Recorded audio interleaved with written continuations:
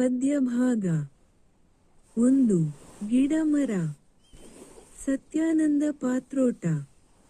ಪ್ರವೇಶ. ನಮ್ಮ ಕೈಯಲ್ಲಿರುವ 5 ಬೆರಳುಗಳು ಒಂದೇ ರೀತಿ ಇಲ್ಲ.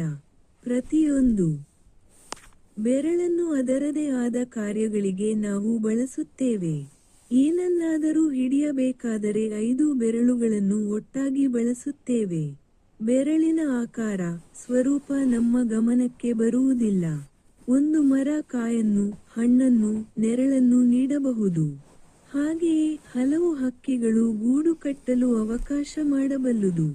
ಮನುಷ್ಯರಾದ ನಾವು ಸಹಕಾರಿಯಾಗಿ ಬದುಕಿದರೆ ಎಷ್ಟು ಚಂದರ ಅಲ್ಲವೇ? ಪ್ರಕೃತಿಯನ್ನು ಅನುಸರಿಸುವುದರಿಂದ ಆಗುವ ಪ್ರಯೋಜನ ಅಪಾರ. ಬೊಂಡೆ ಕರಿದು ಎಲೆ ಹಸಿರು. ಹೂವು ನಾನಾ ತರತರ. ಎಂಥ ಸೊಗಸು ಏನು ಕಂಪು. ಬೆಳೆದು.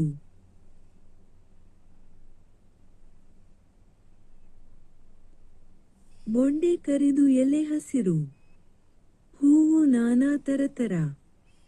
ಎಂಥ ಸೊಗಸು ಏನು ಕಂಪು. ಬೆಳೆದು ನಿಂತ ಗಿಡ ಮರ.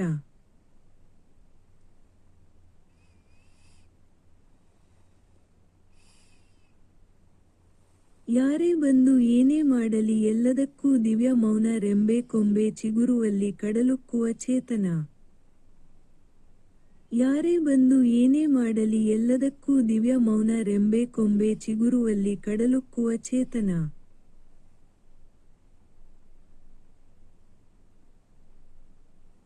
ಮನುಷ್ಯನಲ್ಲಿ ಮಾತು ಉಂಟು ಮಾತಿನಂತೆ ಇಲ್ಲ ಮನ ಲಿಂಗ ವರ್ಣ ಜಾತಿ ಧರ್ಮ ಹಾಳು ಕೊಂಪೆ ಇವನ ಮನ.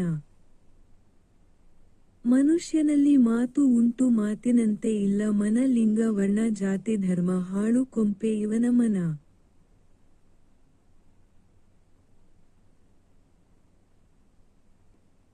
ಜಾತಿ ಗೀತಿ, ಲಿಂಗ ಧರ್ಮ ಮೀರಿ ಬೆಳೆದ ಗಿಡಮರ ಅವನು ಇವಳು ಅದು, ಎಣಿಸುತ್ತಿಲ್ಲ ಒಂದು ದಿನ. ಜಾತಿ ಗೀತಿ, ಲಿಂಗ ಧರ್ಮ ಮೀರಿ ಬೆಳೆದ ಗಿಡಮರ ಅವನು ಇವಳು ಅದು, ಎಣಿಸುತ್ತಿಲ್ಲ ಒಂದು ದಿನ.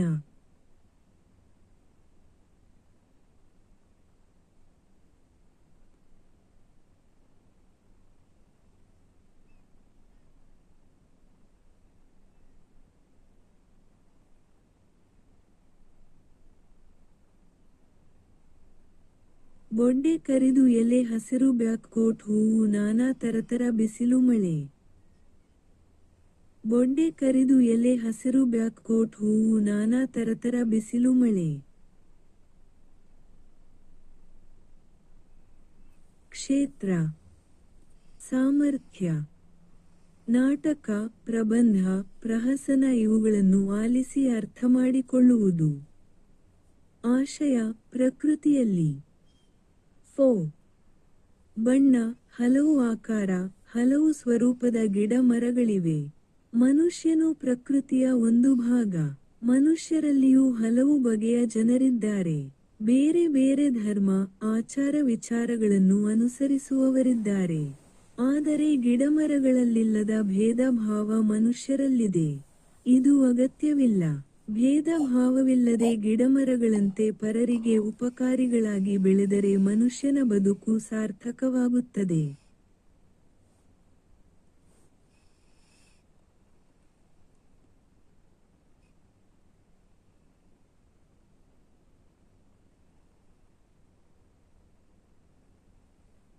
ಕೃತಿಕಾರರ ಪರಿಚಯ.